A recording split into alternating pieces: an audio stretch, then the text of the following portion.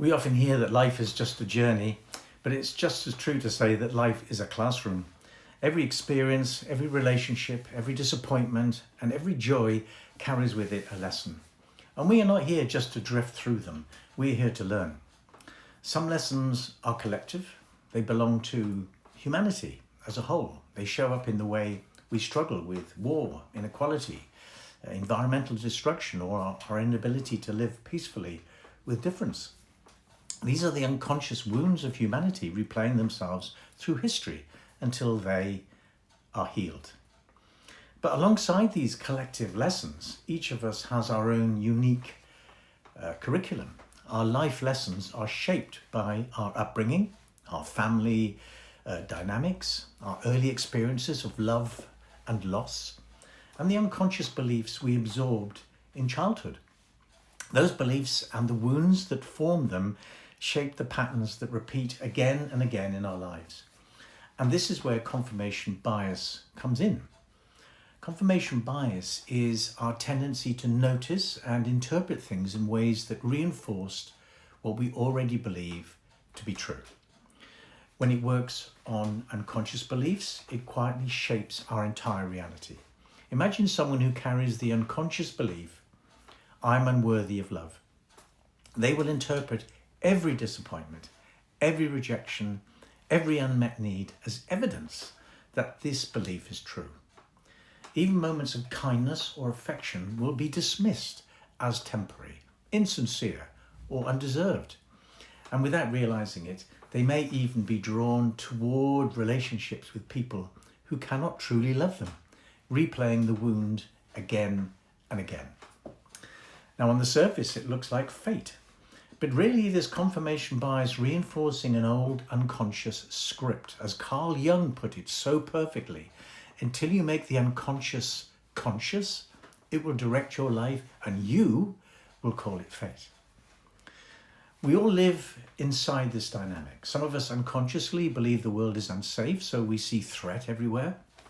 Some believe they are perhaps not good enough, so every criticism cuts deep, while every compliment just bounces off without landing. Others unconsciously equate success with danger, so they sabotage opportunities before they can flourish. Life keeps mirroring these beliefs back to us, not to punish us, but to bring them into awareness. And this is how our lessons unfold. Our wounds reappear in the form of repeated circumstances and self-fulfilling scenarios until we finally stop, look inward, and ask what belief is being confirmed here? What wound is being replayed? What lesson is my life asking me to learn? Now, this is not an easy process. It means recognizing that the suffering we experience is not meaningless. It is a teacher. The betrayals, the rejections, the losses, they are not random events. They are the psyche's way of holding up a mirror. And if we avoid the mirror, the lesson returns again and again until we are ready to see. But here's the hopeful part. Once we bring the unconscious into awareness, once we see the old wound for what it is and stop mistaking it for fate, the entire cycle begins to change. If I come to genuinely know that I'm worthy of love, confirmation bias starts working in my favor. I notice affection where I once dismissed it. I allow myself to receive kindness without any suspicion. I choose relationships that nurture rather than harm. The same mechanism that once trapped me in suffering now helps me live in alignment with truth. And when we do this work, we don't just heal ourselves, we soften the collective wounds as well. Every time we break a cycle of shame, abandonment, or fear, we interrupt its transmission into the wider world. Personal healing then becomes collective healing. And here's the catch. This shift rarely happens on its own. Left unexamined, the unconscious will keep scripting our lives. That is why therapy is such a powerful path. Therapy is the space where the unconscious can be made conscious. It provides a safe container to explore our wounds, to name the beliefs we've been carrying, and to see the patterns we've been caught in. In therapy, What once felt like fate can be re-examined. The stories we've told ourselves about who we are can be questioned.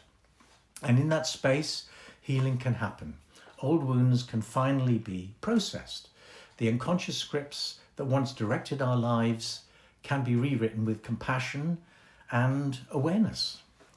Life will keep teaching us our lessons, whether we are aware of them or not. But when we step into therapy, we make a conscious choice to learn those lessons with clarity and courage rather than through endless repetition. So the invitation is simple but profound. Make the unconscious conscious. Don't let old wounds run your life from the shadows. Bring them into the light through reflection, through self-compassion, and most powerfully through therapy. Because once you do, what once seemed like fate will reveal itself for what it truly is, an opportunity to grow into who you were always meant to be. And if you'd like help with this, visit my website and book a free discovery call, and let's see what's possible.